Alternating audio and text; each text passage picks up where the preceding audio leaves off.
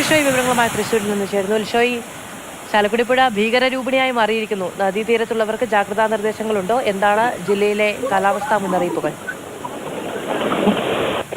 തൃശൂർ ജില്ലയിൽ ശക്തമായ മഴ തുടരുകയാണ്. ഇന്നലെയും ഇന്നുമായി വലിയ തോതിൽ ജില്ലയുടെ മലയോര പ്രദേശങ്ങളിലും അതിനോടൊപ്പം തന്നെ നഗരപ്രദേശങ്ങളിലും തീരദേശ മേഖലയിലുമെല്ലാം തന്നെ മഴ തുടരുന്നുണ്ട്. പെരിങ്ങൽകുത്ത് ഡാമിന്റെ ഷട്ടറുകൾ 5 ഷട്ടറുകൾ നിലവിൽ തുറന്നിരിക്കുകയാണ്.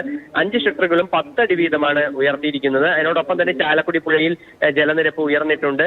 വെട്ടുകടവ് പാലത്തിന് സമീപം 6 മീറ്ററായി ജലനിരപ്പ് എന്ന് പറയുന്നത്. 8 മീറ്ററാണ് ഇത് അപകടകരമായ ജലനിരപ്പ് എന്ന് പറയുന്നത്. പക്ഷേ ഇനിയും 2 മീറ്റർ ഉയർന്നാലേ ആ ഒരു ജലനിരപ്പിലേക്ക് എത്തുകയുള്ളൂ. അതുകൊണ്ട് തന്നെ ആശങ്കപ്പെടേണ്ട സാഹചര്യം ഒന്നും തന്നെ ഇല്ല.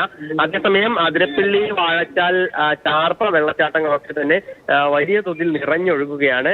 ഈ ചാലക്കുടി പുഴയിലേക്ക് ഇറങ്ങുന്നതിന് വിലക്കുണ്ട്.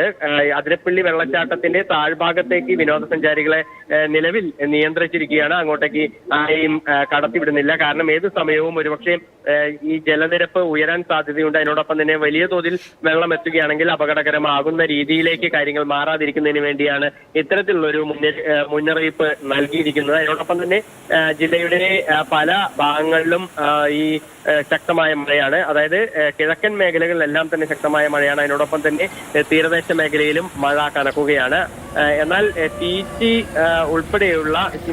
ചിമ്മിണി ഉൾപ്പെടെയുള്ള ഡാമുകളിൽ ജലനിരപ്പ് അത്ര കണ്ട് ഉയർന്നിട്ടില്ല. അതുകൊണ്ട് തന്നെ അപകടകരമാവുന്ന രീതിക്ക് അവിടെ ജലനിരപ്പ് ഉയരാത്തതിനാൽ തന്നെ ആശങ്ക വേണ്ട എന്നാണ് ജില്ലാ ഭരണകൂടം അറിയിച്ചിരിക്കുന്നത്. പക്ഷേ മണ്ണിടിച്ചിൽ സാധ്യതയുള്ള പ്രദേശങ്ങളിൽ മുന്നറിയിപ്പ് നൽകിയിട്ടുണ്ട്.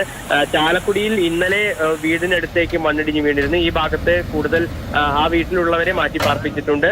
ഇനി ഏതെങ്കിലും തരത്തിൽ ഈ മണ്ണിടിച്ചിൽ ഉണ്ടാവുകയാണെങ്കിൽ അതിനെ ചെറുക്കുന്നതിന് വേണ്ടി അല്ലെങ്കിൽ അതിൽ അപകടം ഉണ്ടാകാതിരിക്കുന്നതിന് വേണ്ടിയാണ് അത്തരത്തിലൊരു നടപടി സ്വീകരിച്ചിരിക്കുന്നത്.